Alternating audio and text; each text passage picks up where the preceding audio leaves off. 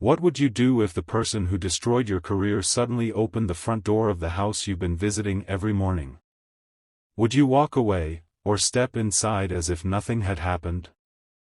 At exactly 6:15 a.m., Ethan Carter stood on the familiar porch carrying a paper bag of medicine in one hand and a fresh loaf of homemade bread in the other. For nearly a year, this had been part of his routine. But today, the footsteps behind the door felt different, confident, quick, unfamiliar. The door slowly opened. Standing there was Victoria Bennett, the CEO whose signature had ended Ethan's career 10 months earlier. Her phone slipped from her ear as both of them froze. Neither expected to meet again, certainly not at her grandmother's quiet home. For a few long seconds, silence said more than words ever could. Then an elderly voice cheerfully called from inside, "Ethan, is that you? Come in, breakfast is almost ready." Neither of them had any idea that this unexpected meeting was about to uncover a truth buried for almost a year, and someone powerful would soon have everything to lose. 6 weeks earlier. Fairfield was the kind of town where everyone recognized familiar faces. Every morning, Ethan walked his 10-year-old daughter, Lily, to school before heading toward the little white house on Maple Lane. Most people believed he was simply helping an elderly neighbor. Only Ethan knew those quiet morning visits had become the most peaceful part of his life.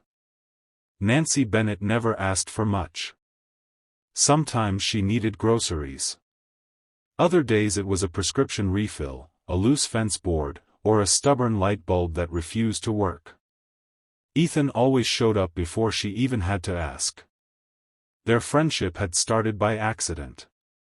Months earlier, Lily's soccer ball had landed in Nancy's flower garden. Expecting an angry lecture, Ethan knocked on her door to apologize. Instead, Nancy laughed, invited them inside for coffee and warm cinnamon rolls, and somehow that single visit became a daily tradition. To Ethan, she wasn't just an elderly neighbor anymore. She reminded him that kindness still existed after the darkest chapter of his life. But what Nancy never knew, was that Ethan had once worked for her family's billion-dollar company. And the reason he disappeared from that world was a secret that would soon return to haunt everyone involved.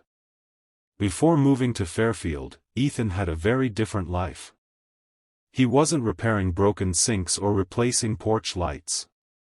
He was a respected senior structural engineer at Bennett Aerospace, trusted with inspecting aircraft components that thousands of lives depended on. Then, everything changed. One late evening during a routine safety review, Ethan noticed a series of test results that didn't make sense. Critical structural parts had passed inspection on paper, but the real stress calculations showed they could fail under extreme conditions.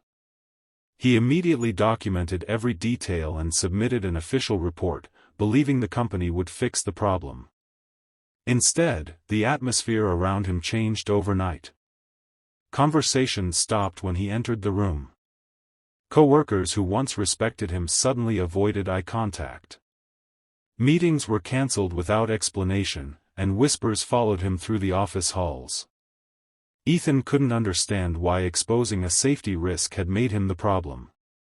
A week later, Human Resources called him into a meeting. Waiting on the final page of a thick investigation file was a signature from someone he'd never even met. Victoria Bennett. Within minutes, his career, and the life he had spent years building, collapsed. But Ethan still had no idea that someone inside the company had carefully planned every step of his downfall. The official reason for Ethan's dismissal sounded devastating.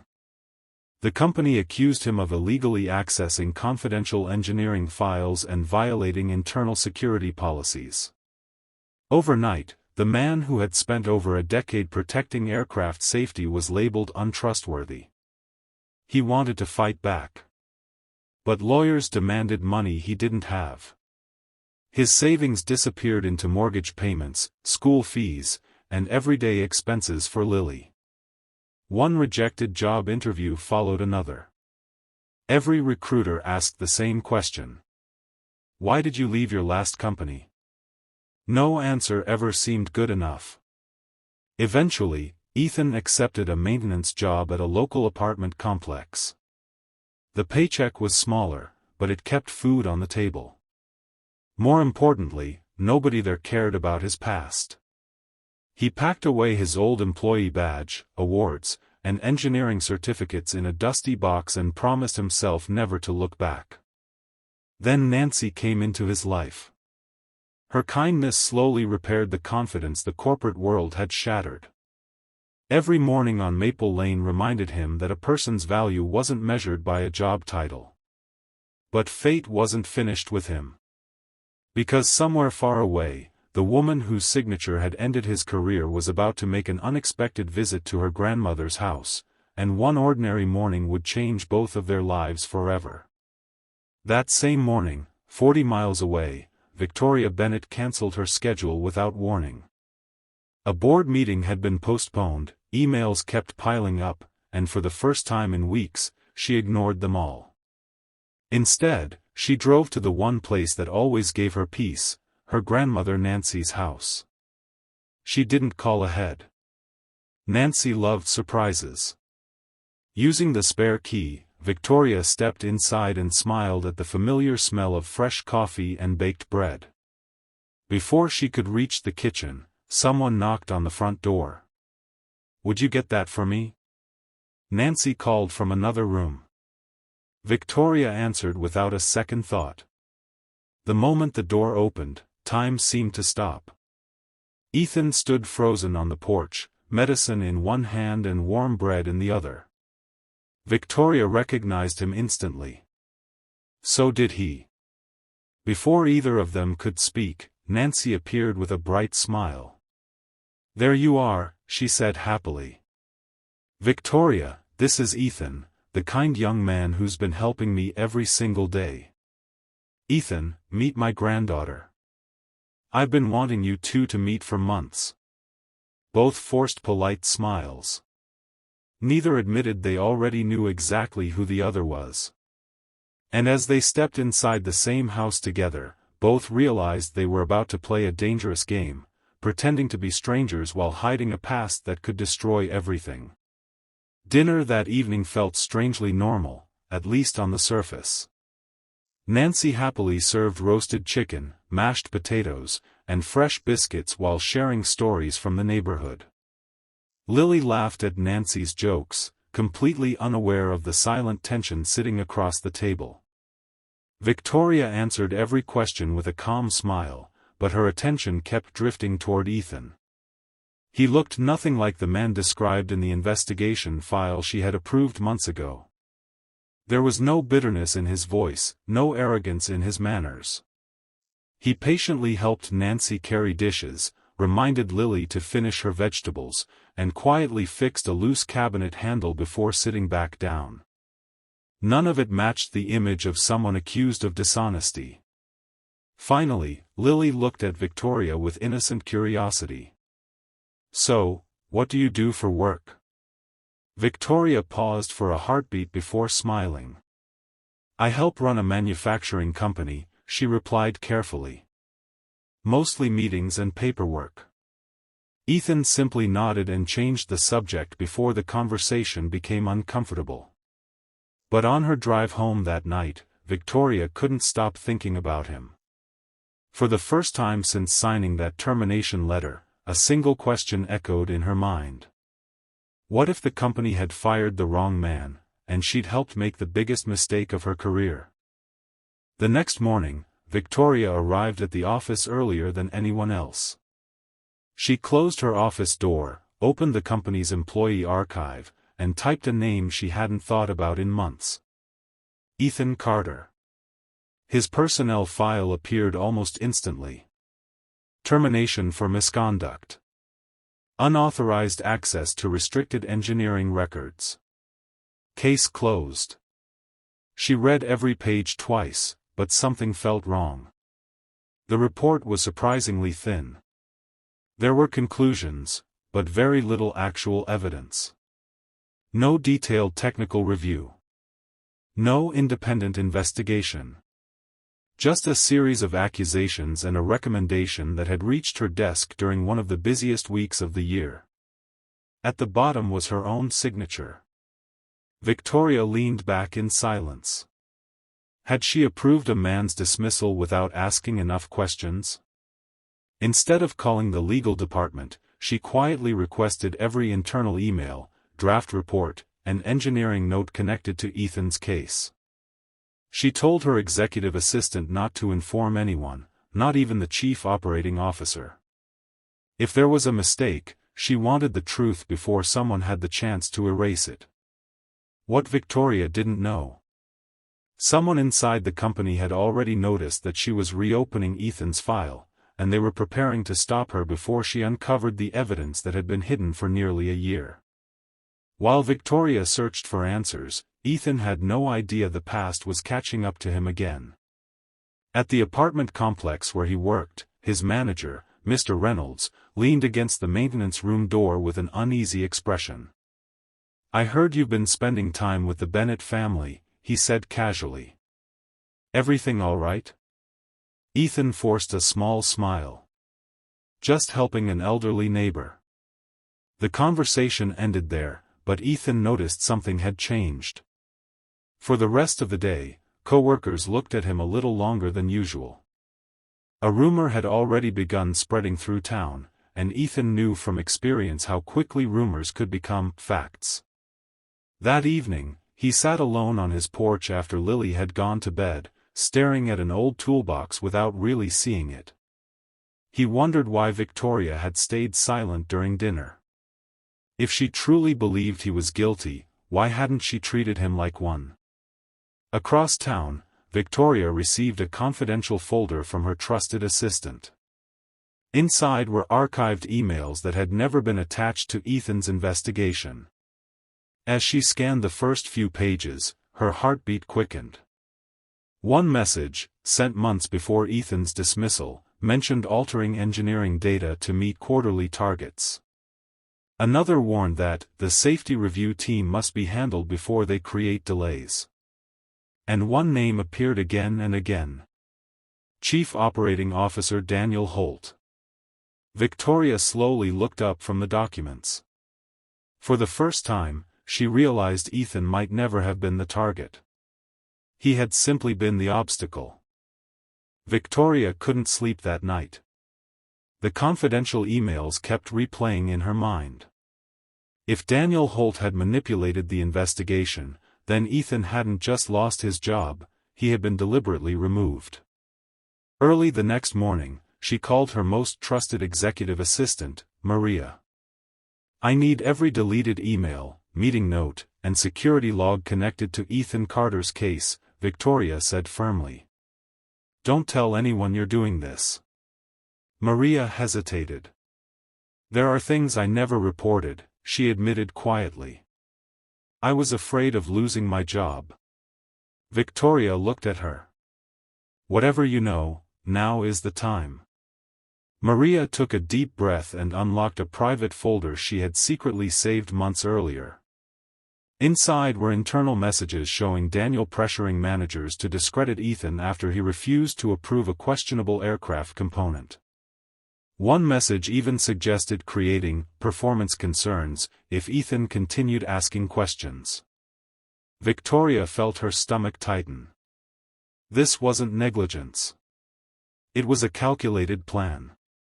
Meanwhile, completely unaware of what was unfolding, Ethan arrived at Nancy's house with breakfast as usual.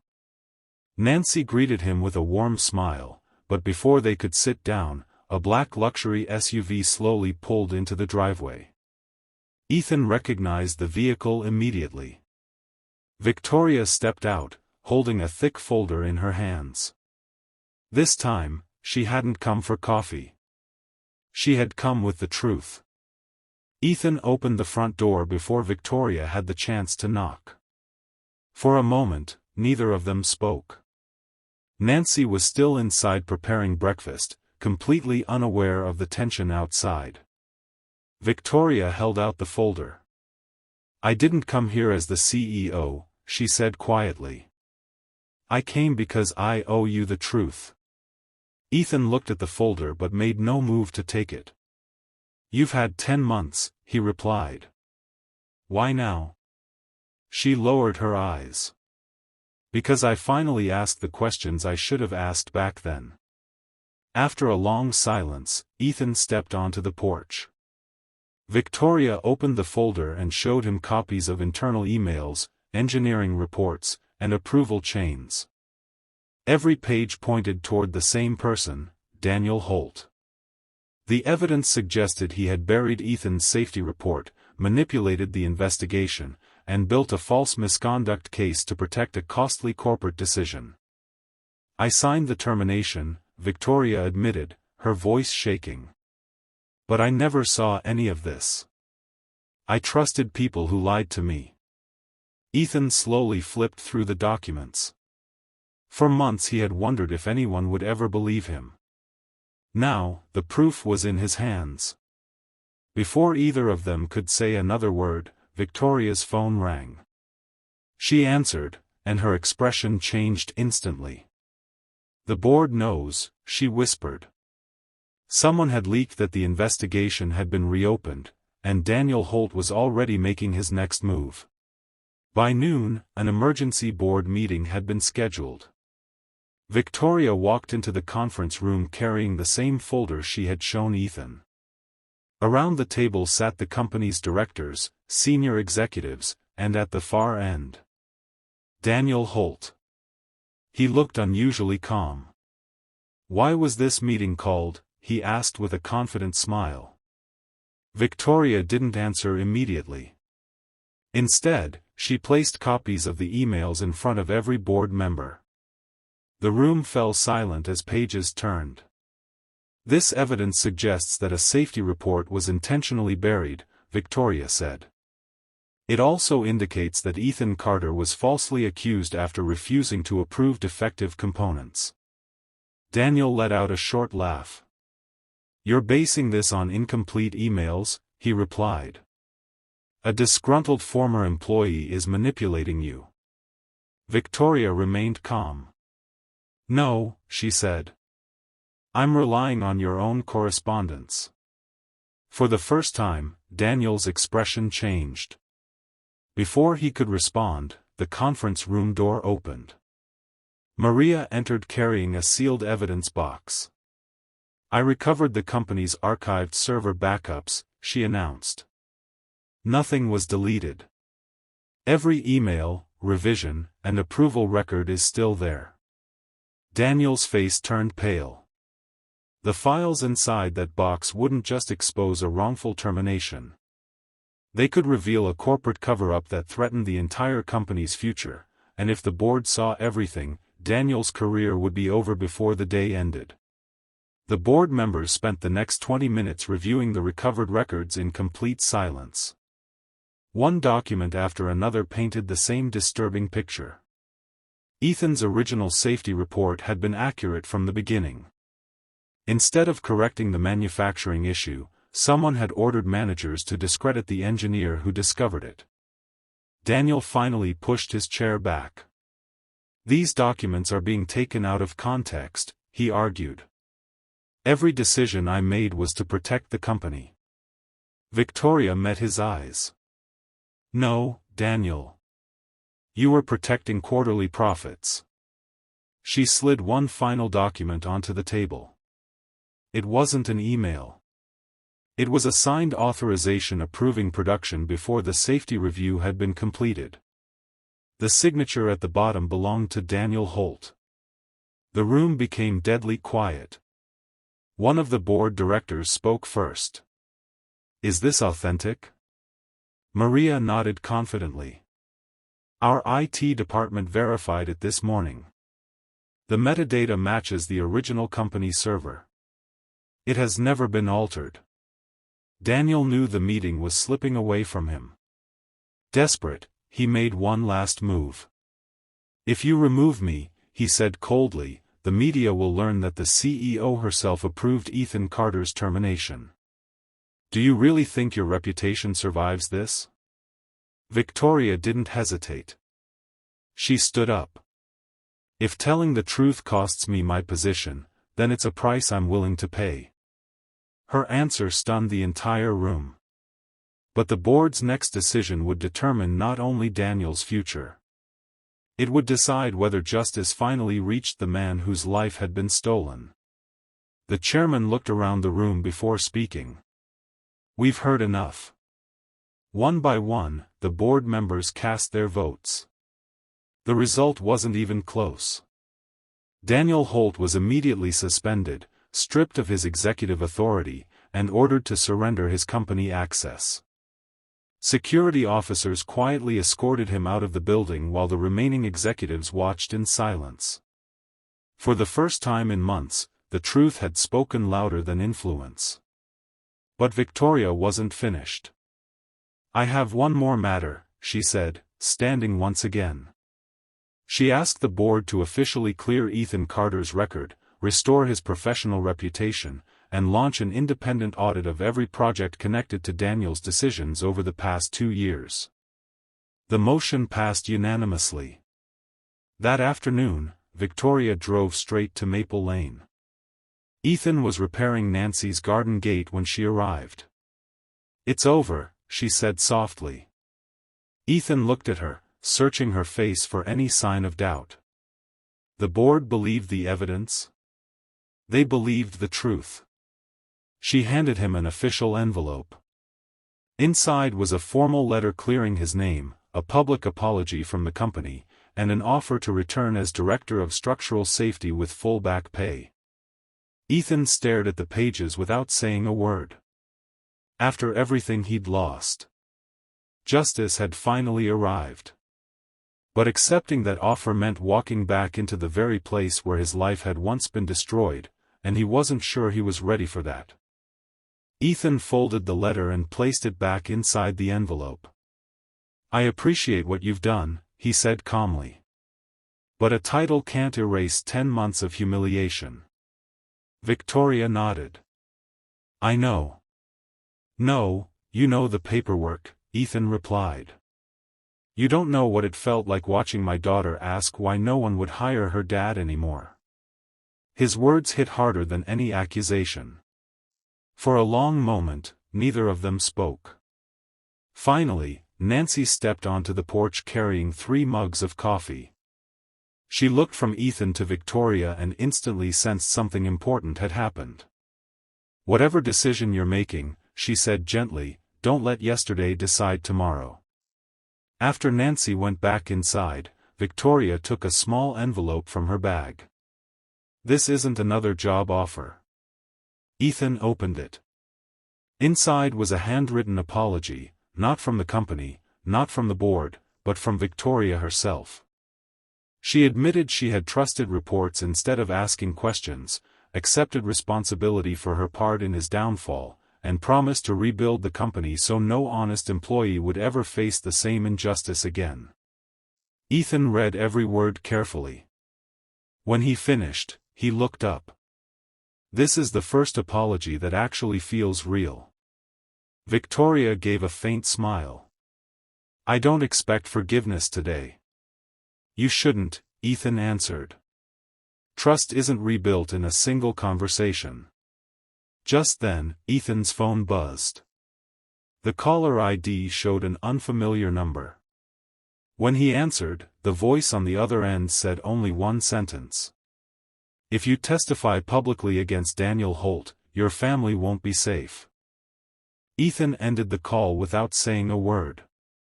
Victoria immediately noticed the change in his expression. What happened? He slowly slipped the phone into his pocket. Someone doesn't want this story reaching the public. After hearing the threat, Victoria insisted on contacting the police, but Ethan stopped her. "Not yet.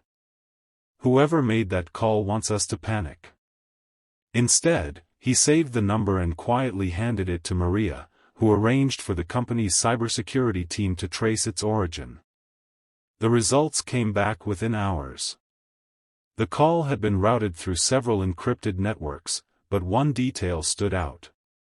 The final connection came from a private office building owned by a consulting firm that had handled confidential projects for Bennett Aerospace during Daniel Holt's time as COO.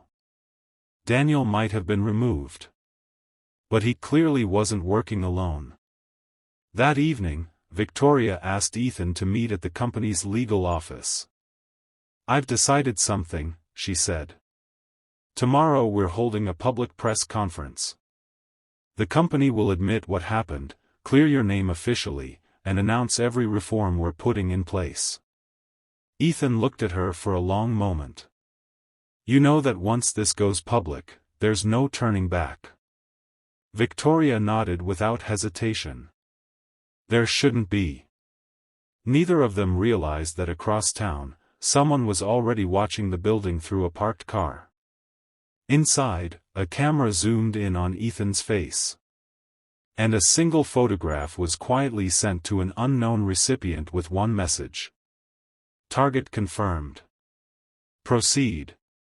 The next morning, reporters filled the company's auditorium long before the press conference began. News of Daniel Holt's suspension had already leaked, and journalists were demanding answers. Camera lights flashed as Victoria stepped onto the stage. Ethan stood quietly near the side entrance, unsure whether he should even be there. Victoria took a deep breath. "Today, Bennett Aerospace isn't here to protect its image," she began. "We're here to accept responsibility." She publicly confirmed that Ethan Carter had been wrongfully dismissed after exposing a serious safety concern. She admitted the company had failed him, announced a full independent investigation, and introduced new whistleblower protections so no employee would face the same treatment again. The room erupted with questions. Before Victoria could answer, a reporter stood up. "Mr. Carter, after everything you've been through, will you return to the company?" Every camera turned toward Ethan. He walked slowly to the microphone. "I'm not here because I want my old job back," he said calmly. "I'm here because the truth matters more than any title. If speaking up protects even one innocent person in the future, then losing my career wasn't meaningless." The auditorium fell completely silent. But at that exact moment, Maria received an urgent message on her phone. She rushed toward Victoria and whispered only 4 words. "Daniel Holt is missing." The press conference ended in confusion. While reporters chased headlines, Victoria, Ethan, and Maria hurried into a private conference room. Security teams had already begun searching for Daniel Holt, but there was no sign of him. Then another update arrived. Daniel hadn't just disappeared. Hours before the board meeting, he had copied thousands of confidential company files onto an encrypted drive. No one knew exactly what he had taken or what he intended to do with it. If those files become public without context, the company's reputation could be destroyed, Maria warned. Ethan frowned. "That isn't his real goal." Victoria looked at him. "Then what is?" "He's trying to shift attention away from the safety fraud," Ethan replied. "If he creates enough chaos, people will stop asking who was responsible." Just then, Victoria's phone rang. The caller ID was blocked. She answered carefully. Daniel's calm voice came through the speaker. "You've won the boardroom," he said. "But this game isn't over. What do you want?" Victoria demanded. "A meeting. Just you and Ethan." "If we refuse?" Daniel laughed softly. "Then tomorrow morning every major news outlet receives files that will damage Bennett Aerospace forever, even if half of them are lies." The call ended. Ethan and Victoria exchanged a silent glance. Walking into Daniel's trap could be dangerous. But refusing might give him exactly the revenge he was counting on. Against the advice of their lawyers, Ethan and Victoria agreed to the meeting. Not because they trusted Daniel, but because they couldn't risk letting innocent employees suffer for his revenge. The location was an abandoned aircraft testing hangar on the edge of the city, the same facility where Ethan had once inspected prototype components years earlier. When they arrived, Daniel was already waiting. He wasn't alone. 2 private security guards stood behind him, and a laptop rested on a metal table. Daniel smiled. "I knew you'd come." Victoria crossed her arms. "End this, Daniel." "I will," he replied, "after you admit that this company needed people like me to survive." Ethan stepped forward. "No, it survived despite people like you." Daniel's smile disappeared. He opened the laptop and displayed hundreds of confidential company files. "One click," he said calmly, "and these are sent to every major media outlet." Ethan looked closely at the screen. Something caught his attention. The upload wasn't complete. Daniel was buying time because he still needed a secure internet connection to finish the transfer. Ethan quietly leaned toward Victoria and whispered, "He's bluffing. The files haven't left this laptop yet." Victoria understood immediately. She pressed the silent emergency alert on her phone. Daniel noticed the movement. His expression changed. For the first time since this confrontation began, he realized he was no longer the one in control. The shrill sound of police sirens echoed across the empty hangar. Daniel's confidence vanished in an instant. He grabbed the laptop and rushed toward a side exit, but Ethan had anticipated the move. Years of working inside aircraft facilities had taught him every corner of the old building. "That door is locked," Ethan shouted. Daniel ignored him and shoved against the heavy metal exit. It didn't budge. Within seconds, security officers entered from the main entrance.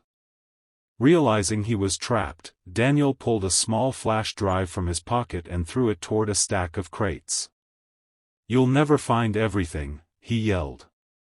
An officer quickly restrained him before he could destroy any more evidence. Ethan walked over to the fallen drive and carefully picked it up. "It wasn't about the company," he said quietly. "It was about protecting your own lies." Daniel lowered his head without answering.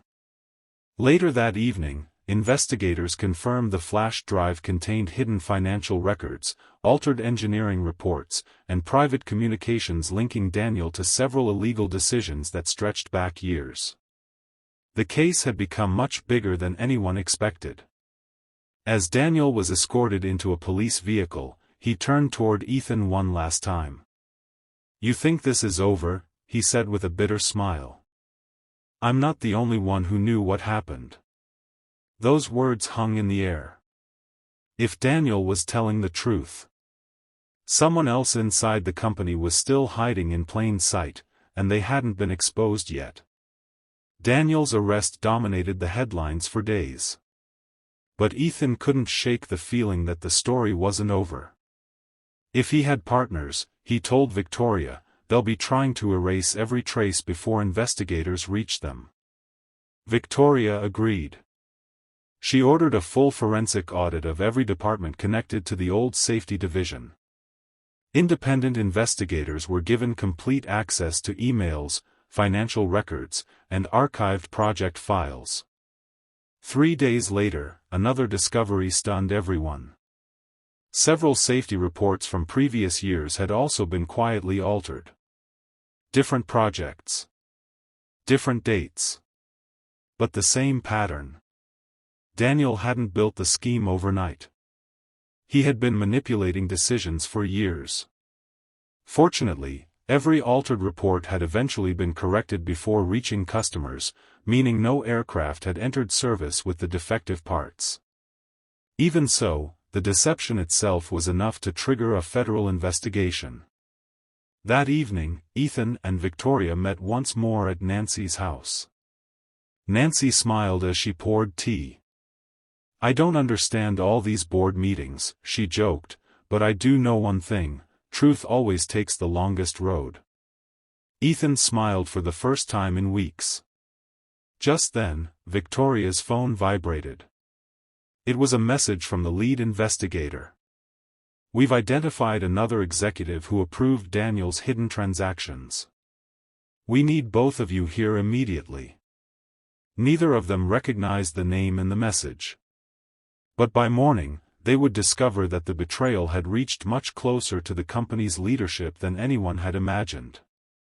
Early the next morning, Ethan and Victoria arrived at the Federal Investigation Office. The lead investigator spread several documents across the conference table. "We've identified another executive connected to Daniel Holt's financial approvals," he said. "But the evidence suggests this person wasn't part of the original conspiracy." Victoria frowned. "Then why approve the transactions?" "They were disguised as routine compliance expenses. The signatures were real, but the paperwork behind them was fake." The executive was brought in for questioning that afternoon. After reviewing the records, investigators confirmed he had been misled by forged reports prepared under Daniel's authority. Instead of another mastermind, they had uncovered another victim of deception. With that clarification, the investigators finally closed the remaining questions surrounding the case. Weeks later, Bennett Aerospace announced sweeping reforms. Every safety concern would now be reviewed by an independent engineering panel, financial approvals required multiple levels of verification, and anonymous reporting channels were strengthened across the company. Victoria then turned to Ethan. "The position is still yours if you want it." This time, Ethan didn't answer immediately. He looked through the office window, remembering everything he'd lost, and everything he'd slowly rebuilt. Finally, he smiled. "I'll come back," he said. "But only if no engineer ever has to choose between telling the truth and keeping a job."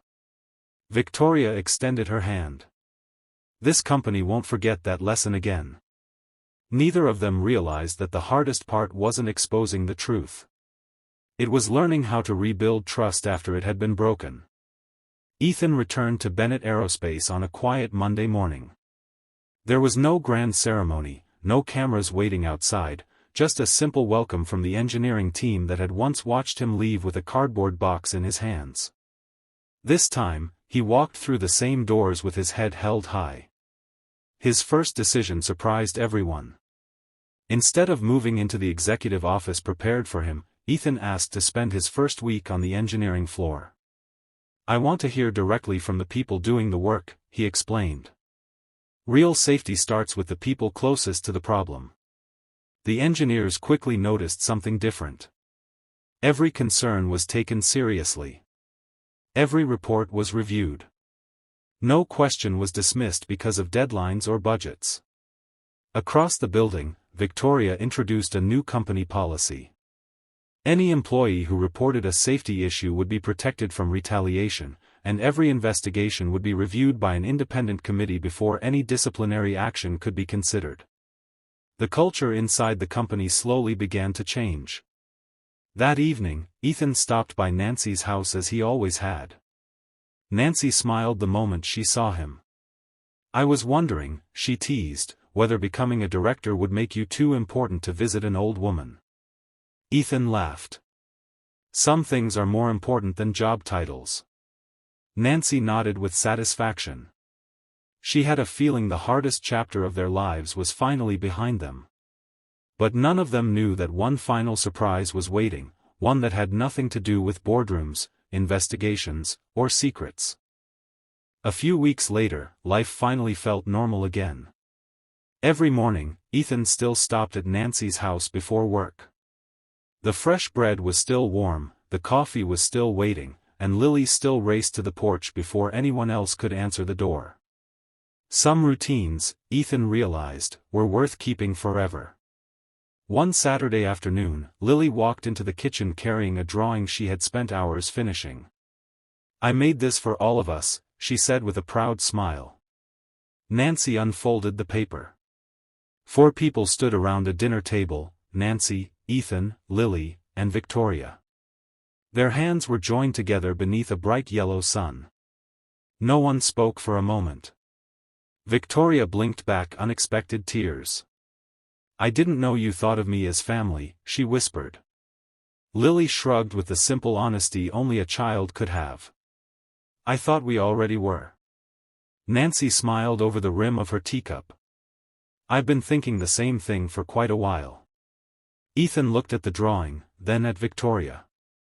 After everything they had survived together, words suddenly felt unnecessary. For the first time since losing his career, he wasn't thinking about the past anymore.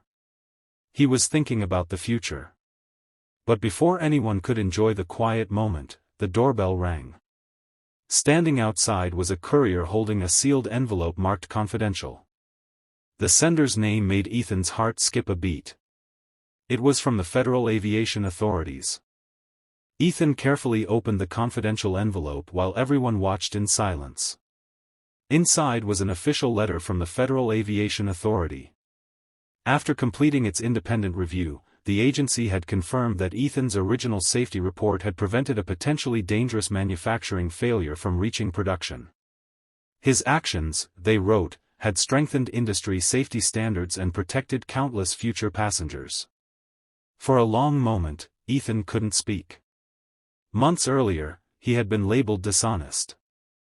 Now, the same industry that had once turned its back on him was publicly recognizing his integrity. A second document slipped from the envelope. It was an invitation to receive the agency's Integrity in Engineering Award at its annual national conference. Victoria smiled. They're honoring the man who refused to stay silent.